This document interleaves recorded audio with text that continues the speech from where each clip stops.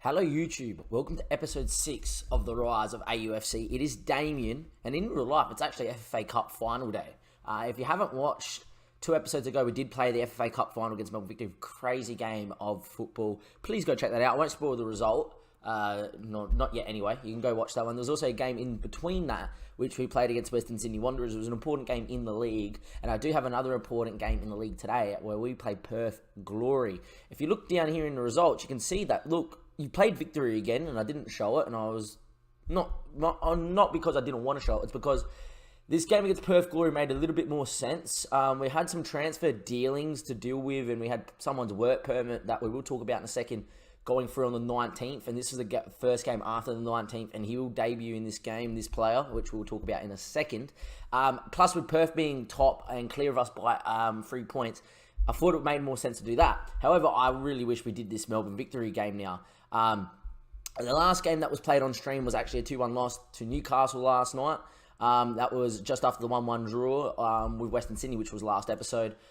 Wellington, though, we beat 3-1 at home, dominated the game quite well this morning as I got up, got quite a few fans through the door.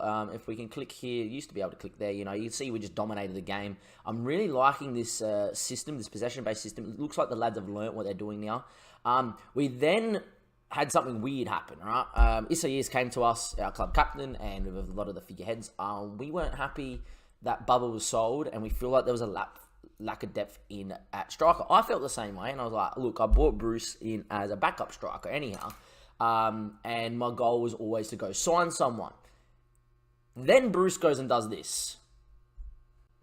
We win 5-3 against Melbourne, and he scored 5. Every ball into the box, Bruce knew where it was. Apart from the penalty, everything else was a cross, and Bruce went bang. It was a crazy game of football. I wish I recorded it. Once again, Victory put, 4 shots on target, scored 3. Nothing that Galactus could have done about any of them. Honda's one, it's near post, but you know how FM is with goalkeepers. Yeah, you can't blame them when the animation isn't what you would expect. Anyway, we went away to Sydney FC, who are still, I believe, in player sortage, as you can tell, and there's still people listed and stuff as well, which is crazy. I don't know what's going on with Sydney FC. Anyhow, they were a depleted side when we played them at away in Sydney, and we just smacked them 4-0. Bruce once again scoring. So Bruce has found his shooting boots. In real life, we did just beat Western Sydney 1-0 in a game that was not even, but we know how well Western Sydney break. From the last episode, we did win 1-0. In real life, I don't think we would complain about this. We're currently second. We're 3 points behind first. We re-signed a club legend in Bruce Gitte, who's now banging in goals. I just thought it was a weird time for Isaias to come to us and say, look, there's not enough depth at the back, and I want signings now, or else there's going to be mutiny. And, had the likes of Craig Goodman, Taylor Regan, Galakovic, and I'm like, okay, not a problem. That's fine, right? Bruce, in the handful of games that he has been here at the club, is now joint top goal scorer. Shows how much our strikers were scoring. He scored 6 and 6. Yes, he scored 5 and 1. I just thought it was weird. However, I haven't panicked, and this is what this episode's going to be today. It's a transfer special. However, it's not going to be like I'm going to sim 3 days and see who we sign. It's more I'm going to have a talk about who I'm thinking of signing. And then I'll go and make said contract, in this video, and then we'll play Perth Glory. However, there is one play we have to talk about. If anyone has followed my Twitter, there is a link in the description below. Please check it out because I do release stuff like this. You may know who this is already, or you may know that it was in the works. And if people were on the stream, at the back end of the stream last night, just before we played a final game, this guy came in on trial, and I was shocked that he even wanted to talk to us. You might see him wearing the number 77. Why 77? I just like how that rolls off the tongue. 77. He will wear the number 8 when it is available. But yes, that is Mikel Essien, the former Chelsea man. Unreal. How many games did he play for Chelsea? 169, then 20 at Milan, played 21 at Madrid, 71 at Olympic Lyon. He's played 388 competitive games as a footballer. He played in Indonesia, scoring 5 goals from the middle of the park. Yes, physically, he is declining, and he can barely move, but it is Essien of Chelsea. He could play anchor man. I'm actually playing him as centre mid on automatic, right?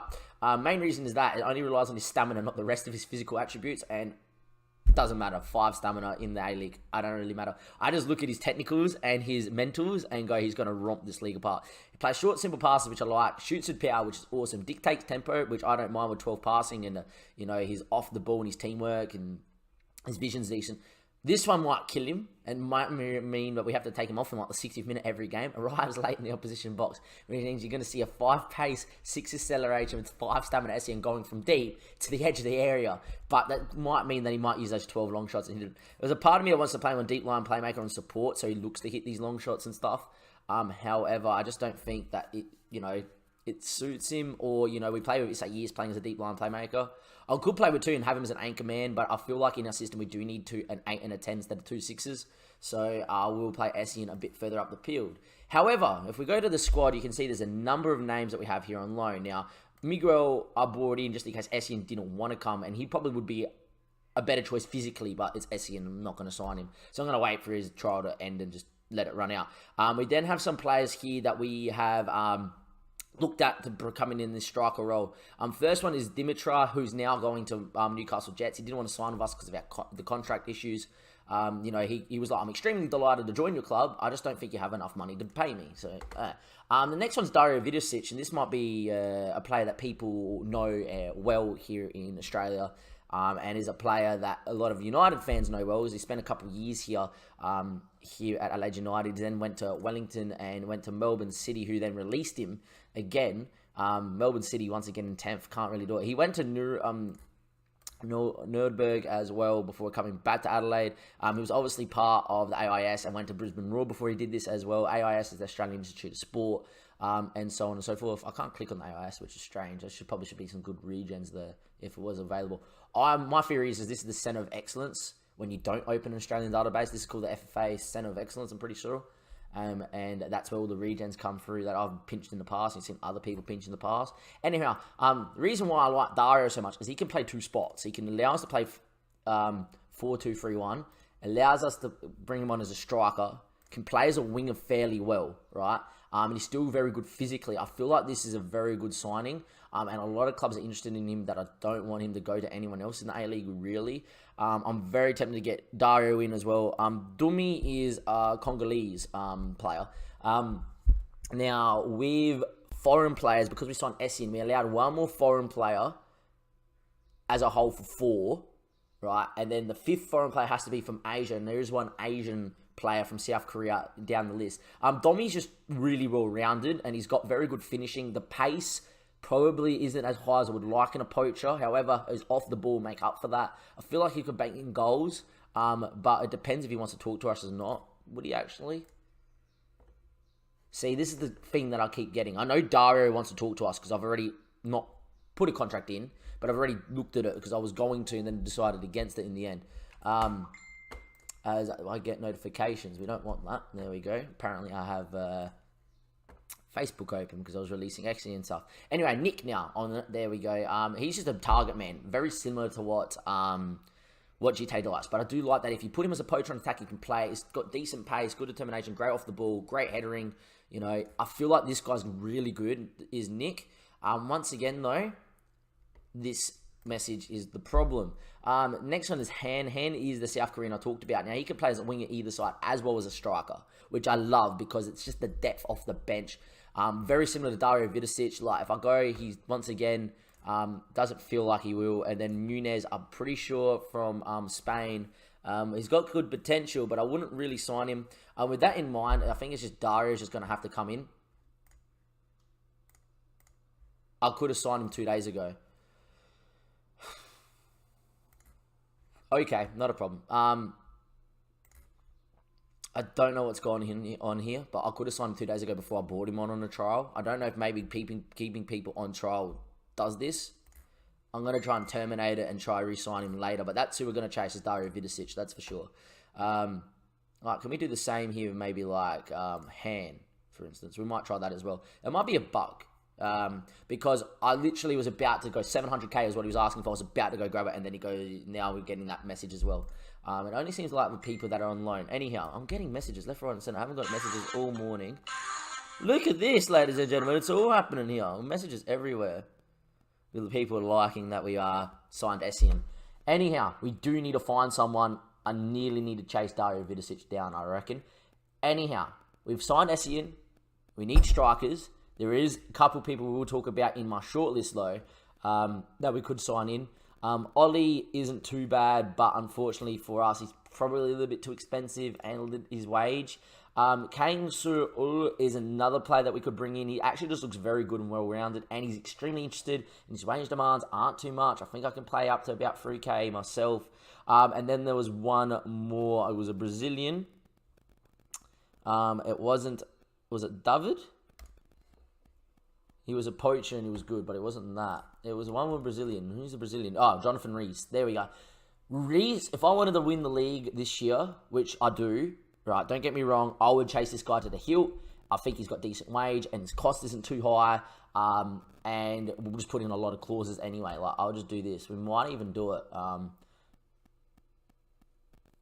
We would go like 60K and then installment after 12 months, you go like 40K.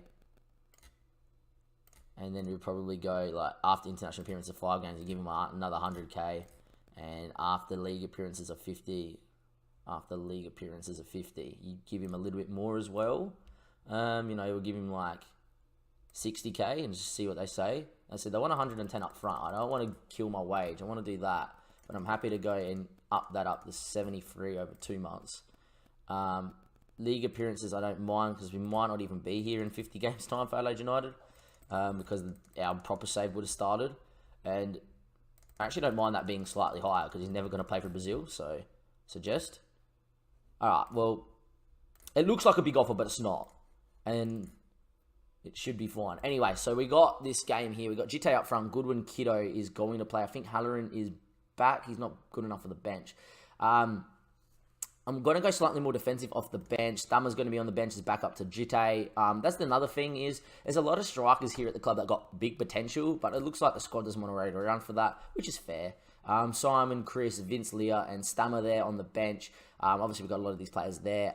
Nathan Konstantopoulos, Selesky's doesn't even make it to the bench, only because I want that backup. Actually, that's what we need to talk about. Galloway's also suspended, so we're actually going to get Simon out here because he can semi-play that role. And Selesky's going to come in and Chris will go there. I could play Goodwin back a line and then move Kiddo here and then play Halloran, but Halloran's not ready for this game, so there's not much we can do. Anyhow, that's how we're going to have to line up here. It's a slightly makeshift game against Perth Glory, who are top of the league. Can we go out here and do the job? I like to hope so, and I like to think so as well. Castro Santaleb's having a very good year. Harold Issa is playing back a line. Laurie, Franyik, Liam Reddy, who is apparently the backup goalkeeper, and he's already on his way to Brisbane Roar as a backup goalkeeper. I looked into him as well. Jason Davison played a lot for Australia as well. Obviously, Regan and Jakobsen have been very good for us. Issa and Boland have a very good understanding. Essien's first game for the club. Let's see if he can go away here at Perth and do the job. Come on, show us what we can do and keep our run going. There's a lot more to come from you lads. Everyone seems motivated by that, even Essien, which is good to know, and Bruce Jite does as well. I'm going to ask the assistant, Pezor there, to see what he wants. I'm going to get into the tunnel. It's going to be a very good match.